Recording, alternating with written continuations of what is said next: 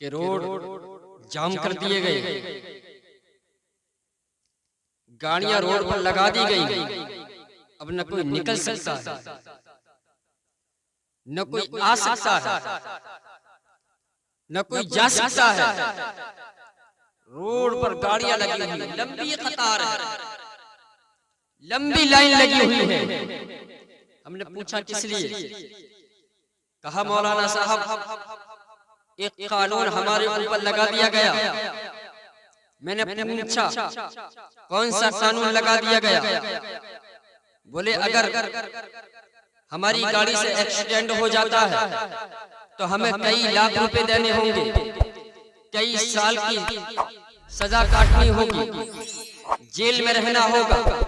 اس لیے ہم جو ہے پہلے ہی گاڑیوں کو کھڑا کرنے کے بعد روڈ پر اکٹھے ہو گئے ہیں، روڈ پر آ گئے ہیں۔ عزیزان ملت اسلامیہ، میں نے دیکھا ان بھائیوں کے لیے کہ رات کی سردی اور دن میں سردی، رات کی تاریکی اندھیروں میں رات بھر کھڑے رہے اور بیٹھے رہے، دن بھر روڈوں پر پڑے رہے،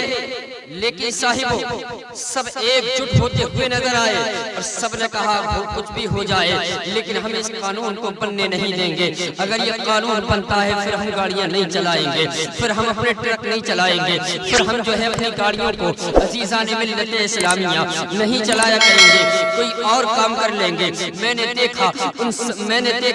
روڈ پر، میں نے دیکھا عزیزان ملت اسلامیہ کہ سب لوگ جو ہے ایک جٹ کر جو ہے ایک جٹ مل کر کھڑے ہوئے ہیں اور اپنے حق کے لیے اپنی آواز کو بلند کر رہے ہیں۔ اے میرے عزیزوں، ان کے لیے ساتھ دو اور ان کے لیے ہمت دو، ان کے لیے جو ہے دعائیں کرو۔ عزیزان ملت اسلامیہ، آپ نے دیکھا ہوگا کہ رات کی تاریکی اندھیروں میں، کوہرے کے عالم میں، سردی کے موسم میں ایسے ہی پڑے رہے۔ عزیزان ملت اسلامیہ، اس میں کوئی میرا بیٹا بھی ہے، اس میں کوئی میرا بھائی بھی ہے، اس میں کوئی میرا چچا بھی ہے، اس میں کوئی میرا بھائی بھی ہے، اس میں کوئی میرا جو ہے بڑا بھی ہے، کوئی بزرگ بھی ہے، لیکن صاحبوں سب ایک جٹ ہو کر کے کھڑے رہے اور اپنے حق کی آواز کو بلند کرتے رہے۔ عزیزان ملت اسلامیہ، ہم نے دیکھا اور پوری دنیا نے دیکھا کہ ان کے سینے کے اندر، ان کی زبان، ان کے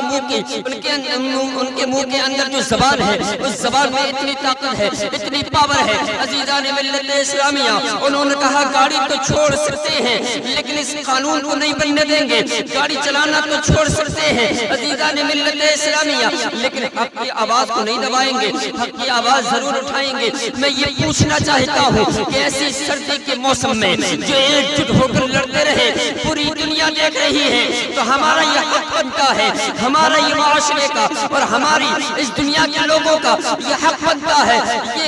یہ تاریخ بنتی ہے، یہ حق بنتا ہے کہ ہم ان کے لیے صاحبوں آواز اپنی بلند کریں، ان کے لیے ہم اپنی آوازیں عزیزان ملت اسلامیہ ان تک پہنچائیں، ان کی مہربانی کریں، ان کی رہنمائی کریں۔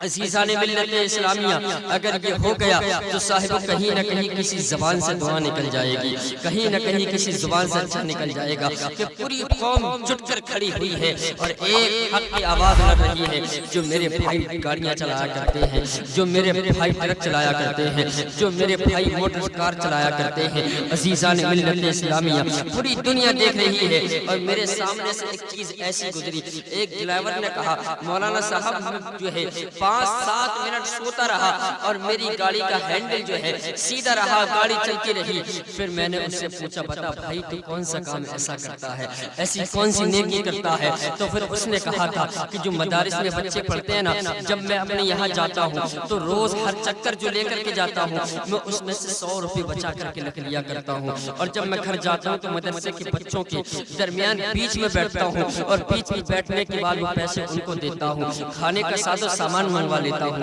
اور کچھ پیسے بچتے تو آپس میں ان میں تقسیم کر دیا کرتا ہوں۔ تو پھر میں نے کہا تھا عزیزان ملت اسلامیہ، اے آنے والے شخص یہ تیری کامیابی نہیں ہے، یہ کامیابی حضور کے مدرسے میں پڑھنے والے طلباء کی ہے، کہیں نہ کہیں ان کی دعاؤں کا سہارا لگ گیا ہے۔